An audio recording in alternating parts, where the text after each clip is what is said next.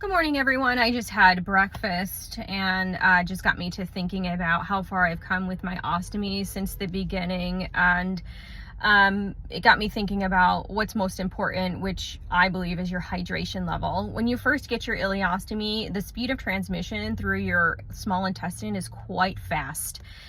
Your large intestine, which you no longer use with an ileostomy, is where you primarily absorb your water.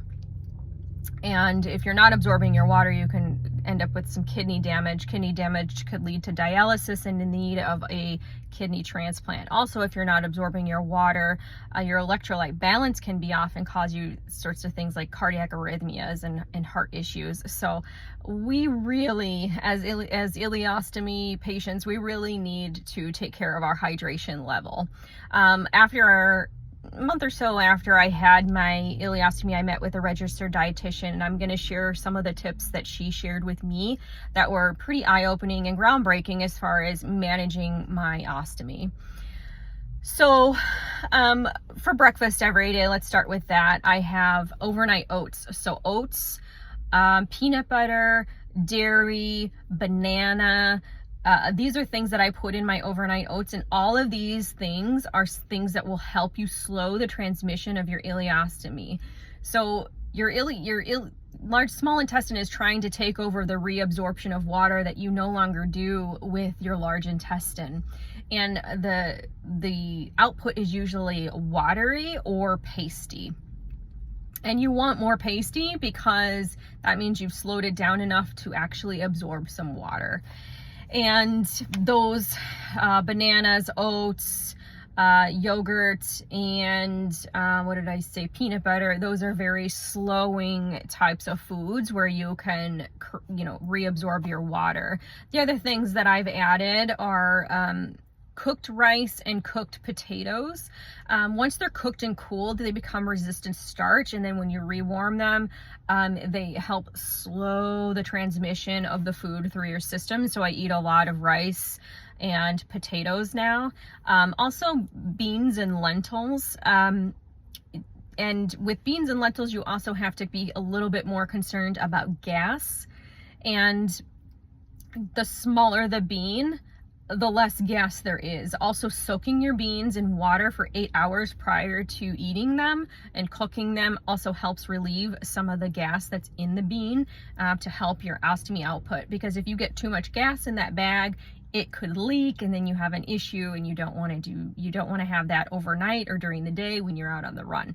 So soaking the beans and lentils for 8 hours prior to cooking them will help release some of the gas, but I personally, for many years, have avoided large beans like red beans and white beans for that reason, because of the gas-producing qualities.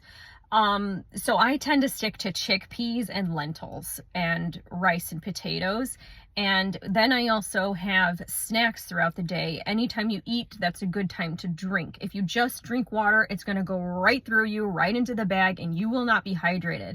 Your mouth might feel better, but your body is not going to absorb. And then you're going to, if you're dehydrated, some signs would be like headache, fatigue, nausea, brain fog, and not urinating. If you're not urinating, then you could be very dehydrated and causing kidney damage. Initially, I was only urinating 1 to 2 times a day, and this registered dietitian was like, no, we have to help you because you're going to damage your kidneys. So she recommended all of these types of foods, and then she also recommended rehydration solutions. The two that she mentioned were liquid IV and drip drop. And you do not want the sugar-free kind. I asked her about the sugar, and she said, I'm very unconcerned about your sugar content if this is the only sugar that you're having for the day. Because the electrolytes are good for your heart, and it's also good for rehydration and staying in your system as opposed to going right through into the bag.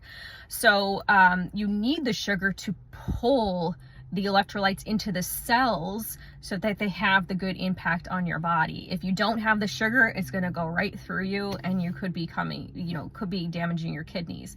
If you look at the back of like a 1-tube packet, like I get the individual tubes from Costco, I get it's 1 per 12 ounces. That's way too strong. I put 1 in 40 ounces, and I sip that all day long. And then when I have about 2 to 3 snacks a day of some kind of starchy carbohydrate. I have like a chickpea chip that I have, and then I have some gluten-free like pretzels with peanut butter in them, and I'll link those products, all of them that I'm talking about, down below so that you have access to them. I don't do gluten and I don't do corn. I was doing corn, like popcorners and stuff like that, and I started getting eczema, and I used to get that a long time ago, so I know that I still have a problem with an abundance of corn because I was eating these all the time. So I don't really do that anymore. So they're gluten-free and corn-free, and they're going to thicken everything and slow the transmission so that you can absorb your water. So today for breakfast, I had Mediterranean avocado toast. It was like, I got gluten-free toast with avocado, buffalo, mozzarella, and tomato, balsamic, and a little bit of basil and some salt. And then I chose my side was cottage cheese, and then I asked for a side of banana. So all of that is going to slow the transmission and thicken my output so that I can eat on the go and not worry about how dehydrated I'm getting throughout the day.